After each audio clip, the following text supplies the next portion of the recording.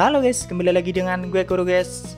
Kali ini mari kita lanjutin pembahasan novel Mauga Queen no Fujigosa sebelumnya atau part 38. Jadi yang belum nonton part sebelumnya, gue saranin kalian nonton dulu biar lebih enak memahami alur ceritanya. Oke, langsung aja kita masuk ke konten.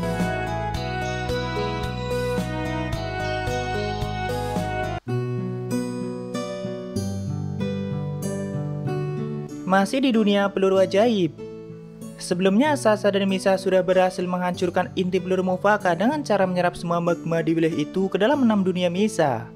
Walaupun sempat ada pengganggu yaitu 6 kapten utama, tapi mereka bisa mengatasinya dengan dibantu oleh Meo Aegis.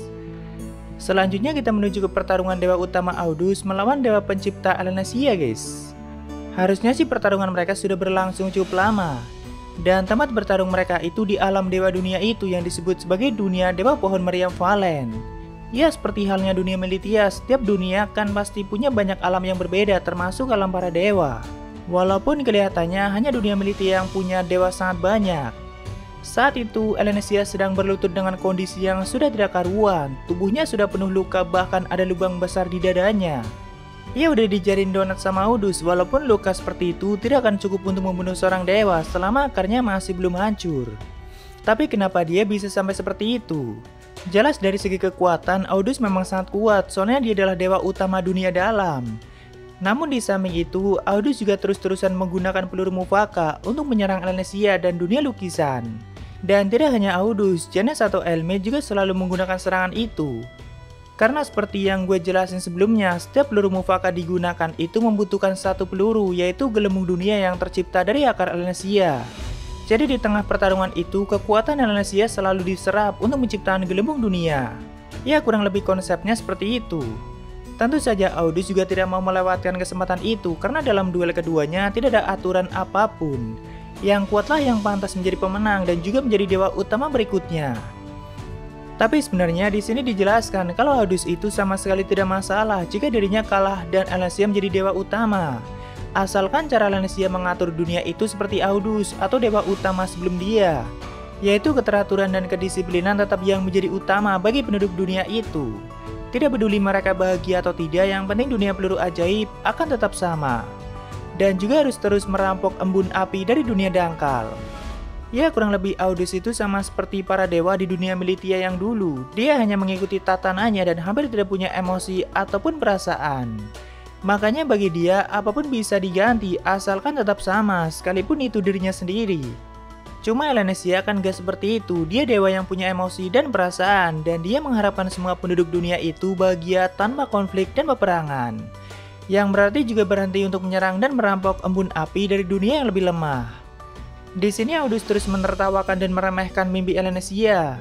Dia bilang kalau dunia yang kau impikan bersama Mutoh tidak akan pernah ada. Karena semuanya butuh pengorbanan dan itu hal yang wajar. Bahkan beberapa kali Audus menembakkan peluru ajaib yang tercipta dari 200 akar penduduk dunia itu. Kalau Elnesia ingin mengalahkan Audus, dia juga harus menggunakan serangan yang sama. Soalnya serangan itu sangat kuat. Cuma kan Elnesia tidak mau menjadikan nyawa 200 orang menjadi peluru. Semua penduduk dunia itu sendiri sebenarnya bisa dijadikan peluru kapan saja dan itu sudah hal yang wajar bagi mereka. Makanya sebelumnya 6 kapten yang menyerang Sasa dan Misa sama sekali tidak ragu meledakkan diri mereka. Hampir dari semua penduduk dunia itu tidak pernah menghargai nyawa mereka selama ini, asalkan untuk kepentingan dunia peluru ajaib. Mungkin karena alasan itu juga kenapa di dunia peluru ajaib ke-6 atau selain di dunia utama tidak ada anak muda dan semuanya adalah orang tua. Karena yang muda sudah dibawa ke dunia Elnesia pertama dan dipaksa untuk menjadi prajurit. Dan kapanpun nyawa mereka bisa dimanfaatkan untuk dijadikan peluru dahsyat. Saat itu, Audus terus saja menertawakan mimpi Elnesia dan memprovokasinya supaya mau memanfaatkan akar penduduk dunia itu sebagai peluru untuk menyerang Audus. Bahkan Audus sengaja belum membunuhnya padahal Elnesia sudah sampai muntah darah. Tapi tak lama kemudian dari alam dewa guncangan dahsyat juga bisa dirasakan dan kita menuju ke pertarungan Anos dulu guys.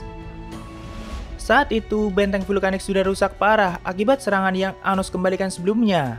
Lalu di tengahnya Elmit atau Gigi Janus terlihat masih baik-baik saja dengan 6 spiral sihir yang mengabang di depannya. Kata Anos jika dunia itu tidak diperkuat dengan setengah akar Mutoh mungkin sudah lenyap dalam sekejap. Entah kenapa di sini Anos masih memanggilnya dengan sebutan Gigi Janus, jadi gue ikutin aja guys. Walaupun Janus sudah menerima serangan telak, tapi dia malah merasa kalau tujuannya akan tercapai dan sama sekali tidak merasa kalah.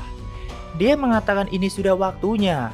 Tak lama kemudian seluruh dunia itu memancarkan cahaya biru, lalu partikel magic di seluruh dunia itu mulai meningkat, jadi seperti mengalir dari tanah ke langit. Lalu tak lama setelahnya dunia itu mulai bergetar kembali, tapi kali ini berbeda dengan sebelumnya. Dunia itu sendiri melesat dengan kecepatan penuh dan tujuannya adalah lapisan jurang atau lapisan yang lebih dalam dari 99. Ternyata seluruh dunia itu sendiri bisa dijadikan peluru dan Janus baru saja mengaktifkannya. Dia bilang dunia peluru ajaib akan segera memasuki lapisan jurang dan akan menembaki dunia lain dari sana untuk merampok embun api. Dengan cara itu dunia peluru ajaib akan semakin kuat dan Janus mengatakan dunia kamilah yang akan berevolusi di lapisan jurang. Anos sendiri tidak banyak tahu mengenai lapisan jurang selain dari cerita Oturu, dan menurut catatan Pablo Hitara hanya Jinnya Sivahel yang berhasil sampai ke lapisan itu. Tapi Anos menduga kalau Janus tahu banyak mengenai lapisan itu. Dan harusnya dunia peluru ajaib belum memenuhi syarat untuk sampai ke lapisan itu. Janus menjelaskan kalau 80% penduduk dunia itu akan lenyap setelah mencapai tujuan dan banyak embun api akan hilang. Tapi itu tidak masalah, selama sudah mencapai lapisan jurang, embun api bisa dipulihkan dengan cepat. Jadi sama saja 80% penduduk dunia itulah yang digunakan sebagai bahan bakarnya dan terus diserap kekuatannya sampai mereka lenyap. Dan peluru ajaib itu kan punya 6 dunia. Saat itu Anos bisa merasakan kecepatan laju dunia itu semakin cepat, lalu Janus juga menyampaikan suaranya pada semua orang dan memberikan semangat pada mereka semua. Tentu itu adalah hal yang sangat tidak masuk akal, kenapa semua orang mau menyerahkan hidup mereka untuk tujuan bodoh seperti itu. Sedangkan Anos yang tidak tahan melihatnya mulai menciptakan 7 spiral sihir dan menyerang Janus dengan api kehancuran. Tapi Janus bisa menelan api itu dengan mudah. Lalu dia menciptakan lingkaran sihir di depannya dan sebuah pistol muncul di tangannya. Tapi menurut Anos, bentuk dari pistol itu menyerupai salah satu ekor Audus, dan memang Audus kan punya 9 ekor yang merupakan senjata utamanya. Jadi mungkin aslinya Audus punya 10 ekor, cuma yang satu dia serahkan pada kepala dunia yaitu Janus. Pistol itu punya kekuatan untuk merubah akar menjadi peluru dan tidak akan pernah habis selama akar itu masih ada. Ia tidak jauh beda dengan semua senjata di dunia itu. Cuma yang membedakan kali ini, akar atau intinya yang menjadi peluru itu adalah setengah akar Mutoh yang punya kekuatan sangat besar. Saat itu partikel magic mulai meluap dari pistol yang dipegang Janus. Terlihat pisau kecil yang menjadi intinya seperti halnya akar Mutoh. Lalu dengan cepat dia menembakkan peluru dahsyat itu ke arah Anos, sedangkan Anos membalasnya dengan api Angdroa dan tentu itu menimbulkan bentrokan yang sangat dahsyat. Tapi ternyata dengan mudah peluru itu sanggup menembus api Angdroa dan melesat ke arah Anos. Lalu seperti biasa Anos menggunakan Rayen untuk menangkapnya dan dia juga merasakan serangan ini jauh lebih kuat dari sebelumnya. Tak lama kemudian tangan Anos sampai tertembus oleh peluru itu dan serangan itu terus melesat keluar dari gelembung dunia peluru ajaib. Bahkan langit dunia itu sampai menghilang untuk sementara. Di sini Anos sempat berpikir untuk membuka kekuatan mata kehancurannya sama seperti yang pernah dia lakukan saat memisahkan Evizinho dari Evelia. Tapi kata Anos mungkin dunia peluru ajaib tidak akan bertahan lama. Saat itu Janus mulai menembak kembali, tapi kali ini Anos menghindarinya. Namun setelah itu Anos mengeluarkan pedang gandanya atau Turitus yang terhubung langsung dengan akar sejatinya. Di saat yang bersamaan dia juga mengaktifkan Rayen dan Niritsuka Getsu. Itu memang sudah satu paket sih. Turitus sendiri bisa menyerang lawan hanya dari bayangannya, sedangkan di saat Anos mengaktifkan Niritsuka Getsu, serangan apapun tidak akan mempan pada tubuh utamanya kecuali lawan menyerang bayangan Anos. Tapi ternyata di sini Janus tahu teknik itu, jadi dia segera mengarahkan pistol ke arah bayangan Anos yang ada di bawah. Tapi Anos juga tidak tinggal diam, dia langsung mendekat dan menjentikan serangan itu ke arah langit. Dan sama seperti sebelumnya, dunia itu sampai bergetar hebat akibat efeknya. Tak lama setelahnya, Anos dan Janus mulai berdekatan dan dengan jarak sedekat itu, Janus menembakkan peluru ajaibnya ke bayangan Anos. Tapi sebelum itu, Anos sudah melepas Turitus dan meraih pedang lain yang baru saja melesat dari dasar vulkanik yaitu Venus de Noah. Diikuti oleh Sasha yang juga keluar dari tempat itu. Lalu dengan tangan kanannya yang sudah menggunakan Rayen, dia menangkis tembakan Janus dari jarak yang sangat dekat. Namun kali ini, Anos sanggup menangkapnya dengan mudah. Karena alasan dari peluru itu sendiri sudah dihancurkan menggunakan Venus de Noah. Jadi inti dari tembakan dahsyat Janus kan adalah setengah akar Mutoh, namun itu dirubah menjadi peluru menggunakan pistol yang tercipta dari ekor Audus. Nah, Venus Donoa bisa menghancurkan alasan itu dan mengembalikan akar Mutoh seperti semula, bukan peluru ajaib. Makanya Anos bisa menangkapnya dengan mudah karena itu bukan lagi peluru dahsyat. Setelahnya mereka berdua masih beradu serangan kuat tanpa henti, bahkan Janus mengaktifkan senjata lain berupa pedang, tapi tetap kekuatan besarnya sangat terbantu akibat setengah akar Mutoh. Semakin Anos mendekatinya, Janus semakin menciptakan pelindung kuat, walaupun tak lama kemudian mereka akhirnya di posisi yang sangat dekat, bahkan bayangan mereka sampai tumbang tindih. Tapi kepala Janus juga sudah terputus dari tubuhnya akibat tebasan dari Venus Donoa. Padahal dia sudah menghindar, tapi ya tidak ada gunanya menghindari tebasan dari Venus Donoa. Cuma Janus masih baik-baik saja, walaupun kepalanya terputus, dia masih bisa menggerakkan tubuhnya dengan baik. Justru dia tidak menyia-nyiakan kesempatan itu dan segera melepaskan tembakan dahsyatnya pada bayangan Anos yang tumbang tindih dengan bayangannya sendiri.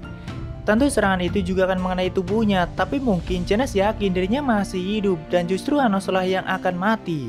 Walaupun kenyataannya saat itu hanya tubuh Janus yang terkena serangan dahsyatnya sendiri dan tentu tubuhnya langsung lenyap tak tersisa. Hanya tinggal kepalanya. Ternyata sebelum serangan itu mengenai bayangan mereka, Anos dengan cepat sudah menghilangkan bayangannya sendiri, makanya tidak terkena serangan itu.